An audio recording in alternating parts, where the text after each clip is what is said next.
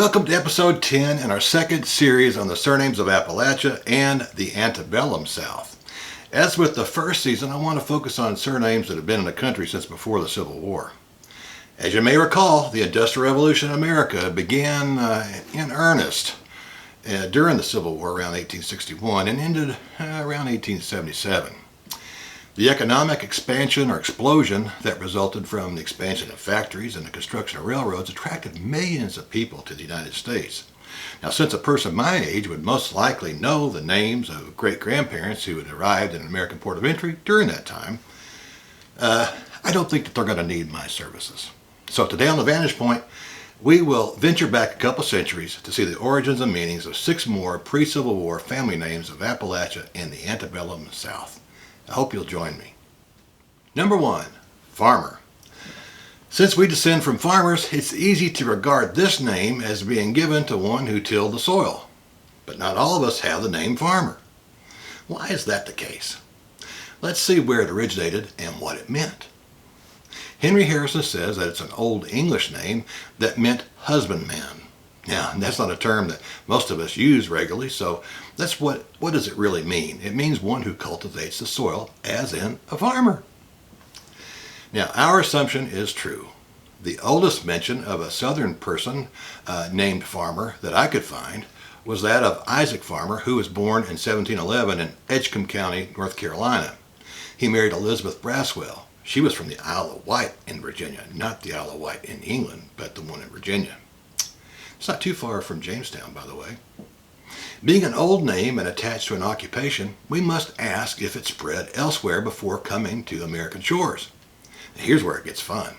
In Ireland, it's not associated with the English or Norman farmers who had settled the Emerald Isle after the 1200s, 1300s, and 1400s. Instead, it's an English version of, which is itself simplified Gaelic name for Farmer has been in the bonny land of Scotland since 1262, but it applied to a collector of agriculturally generated tax revenue. Now, who would have thought that farmer could be another name for a tax bill collector? At the end of the day, I couldn't find farmer among the traditional names of Wales, so I think a paper trail will lead you to England, Ireland, or Scotland. Number 2, Ogle.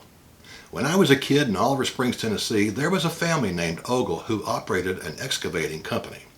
I never knew if they were related to the Ogles of Gatlinburg, Tennessee, one of the pioneering families of East Tennessee. The patriarch of that line of Ogles was started by William Billy Ogle, who was born in Delaware, not Tennessee, but Delaware, in the middle of the 1700s. Now, that was a port of entry up around Philadelphia, and that area was a big-time port of entry for people coming to America. He met and married a South Carolina peach named Martha Husky around 1778. Later, they moved to the base of the Smoky Mountains on the Tennessee side of the range. By the early 1800s, their family was established and well established, and they had neighbors, including my own, Randall's family, Evans, Cresswell, Huffaker, Hodges, and other paternal lines. These older families of Sevier County have been in the region, including my own lines, since the mid to late 1700s. The surname Ogle is a bit shrouded in mystery in the mists of time. There's little doubt that it first appeared as a surname in Northumberland in England. That's on the border with Scotland. It arrived in Ireland in the middle of the 17th century. That's Cromwell's era, at the end of the plantation movement. Edward MacLisac gives it an Icelandic and hence Viking origin. Being from Northumberland, there are records of Ogles in Scotland that date back to 1362. Since it's a numerous name in Ulster, there's a good chance that the Ogles in the South arrived in America in one of the 1700s 5 waves of Ulster migrants. Number 3, Suggs. Sometimes I come across a name that has virtually disappeared from the land in which it came into existence, and that's certainly the case with Suggs. It originated in England as Sugg. Let's go over here this time. A name for a tiny person with a sparrow-like bone structure. In other words, they look like a little sparrow bird. The S on the end of Suggs could mean the son of Sugg, or it could mean more than one Sugg, even a whole flock of Suggs. Can you imagine? Folks with the name Suggs didn't settle in Ireland or Scotland. Nope. Instead, it looks like they came straight to America. The oldest record that I could find belonged to Thomas Sugg, who was born in 1690. He met and married a lady named Mary, but we don't know her last name. Thomas held the deed to 400 acres in Anson County, North Carolina. There's even a Sugg mill pond in North Carolina. At the end of the day, I'm confident that Suggs came from England, and the S was added to it, because if you look at the surname books in the United Kingdom, Suggs doesn't show up there as Sugg, so the S was added to it later on. Loftus or Loftus. When I received this request, I wondered if it had something to do with a family that lived in a loft. Well, as it turns out, the name originated in Yorkshire, England, and was given to a person who lived in a house with a loft or upper story. So we weren't too far off. Now, back in the days of the Vikings, for you to have an upper story in your house, you were doing pretty good for yourself.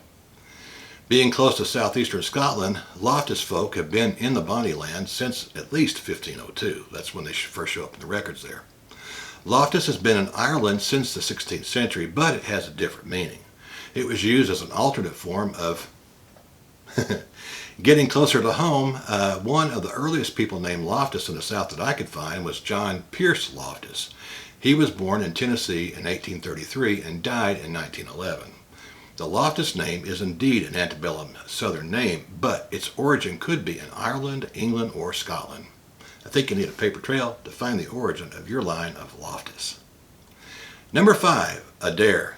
This is one of those names that's found across many landscapes. Adair is a Scottish Gaelic name that was given to a person who lived at the ford where oak trees stood. Now, in other words, they were living near a river or stream that was crossed, and there were oak trees there. Kind of pastoral and rustic in a way. Not really pastoral, but definitely rustic.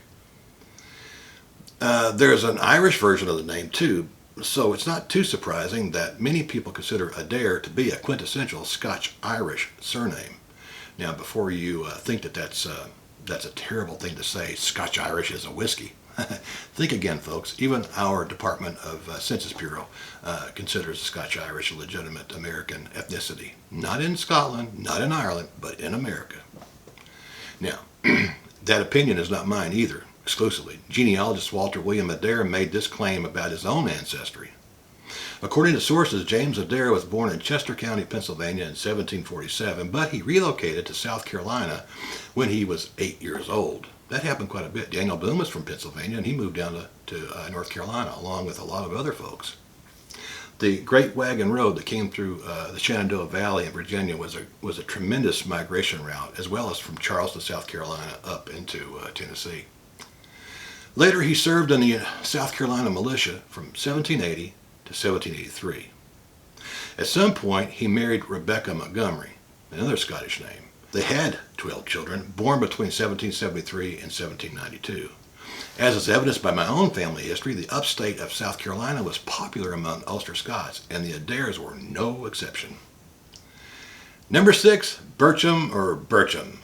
This is a surname that accurately tells us its meaning and hence its origin. Birch is a tree, and Ham is an English homestead, village, or estate.